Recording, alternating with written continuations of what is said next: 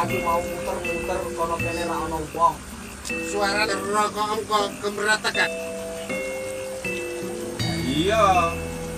Anane dijinakno rokok kretek iki, mergo suarane kretek, kretek, kretek. Oh iya.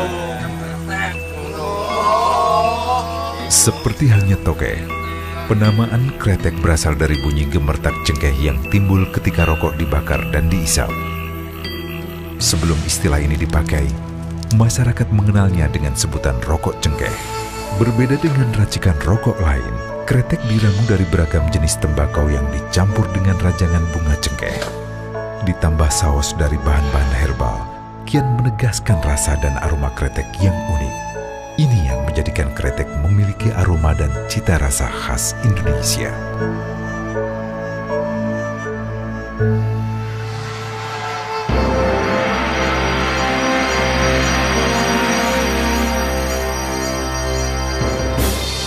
Kita tahu, cengkeh berasal dari Kepulauan Maluku.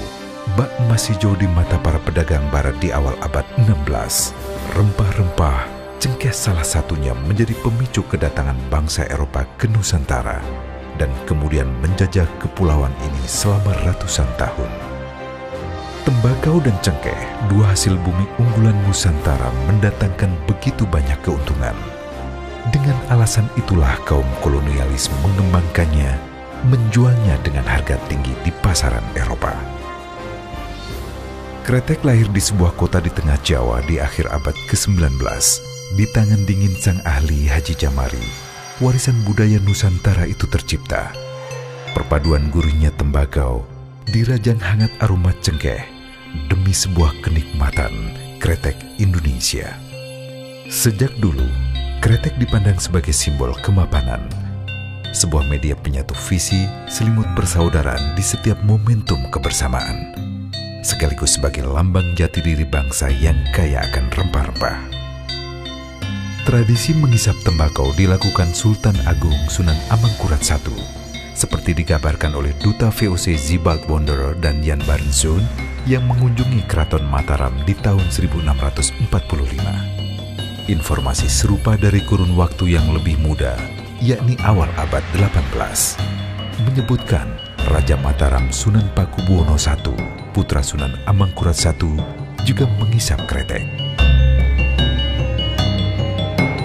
Catatan mengenai ini dibuat oleh seorang pendeta VOC F. Valentin yang pernah mengunjungi Istana Mataram pada masa pemerintahan Sunan Pakubuwono I. Menurut Valentin, di samping para penjaga, sejumlah abdi selalu berjaga di dekat Sri Baginda, masing-masing dengan tugas khusus. Salah seorang di antaranya membawa sepotong bulu, alat merokok Sri Baginda, dan seorang membawa tempurung kelapa untuk menaruh tembakau yang oleh Duta VOC disebut bungkusen atau bungkus, yakni tembakau yang telah digulung menggunakan daun. Di era 1950-an, di sebuah resepsi diplomatik di Istana Buckingham, Inggris, Haji Agus Salim mengisap kretek dan hembuskan asap beraroma menyengat di hadapan para petinggi negeri Albion. Utusan pemerintah Indonesia ini memutar-mutar kretek hingga asap dan aromanya tercium ke seluruh penjuru ruangan. Ketika tanya terlontar dari seorang diplomat asing, Agus Salim bertutur singkat, "Inilah yang membuat nenek moyang Anda sekian abad lalu datang dan kemudian menjajah negara kami." Banyak kisah membalut sejarah hadirnya kretek. Sebuah legenda berabad silam mengisahkan Roro Mendut sebagai seorang putri pada zaman pemberontakan Pati terhadap Kerajaan Mataram tahun 1672. Kafilah Sultan Agung yang dipimpin oleh Tumenggung Wiraguna berhasil menumpas pemberontakan itu. Roro Mendut adalah salah satu dari berbagai harta rampasan yang dibawa pulang pasukan Mataram. Singkat cerita, Sultan Agung kemudian menghadiahkan Roro Mendut kepada Tumenggung Wiraguna. ketika akan dipersunting, Roro Mendut menampik lamaran Wiraguna. Kontan sang tumenggung pun menjatuhkan hukuman kepada Roro Mendut berupa kewajiban membayar pajak 3 real sehari. Kalau tidak sanggup, Roro Mendut harus bersedia menjadi istri Wiraguna. Dikisahkan Roro Mendut menyanggupi dengan mengajukan syarat, ia meminta dibekali modal untuk berdagang rokok klobot. Disebut rokok klobot karena racikan tembakonya dibungkus dengan klobot.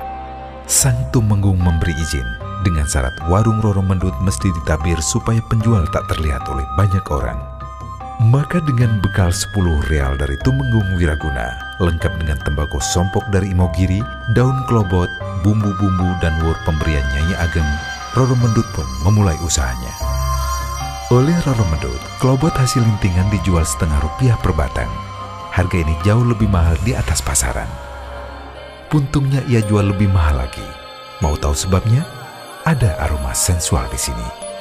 Roro Mendut beralasan, puntung rokok itu telah terkena bibir dan basah oleh air ludahnya. Rokok kretek memiliki cita rasa tinggi yang dikonsumsi oleh semua kalangan. Dalam perjalanannya, kretek menjadi penanda identitas, simbol pergerakan nasional bagi mahasiswa Indonesia yang menimba ilmu ke luar negeri. Demi mempertahankan sejarah warisan budaya ini, dibuat sebuah museum kretek di Kudus, Jawa Tengah.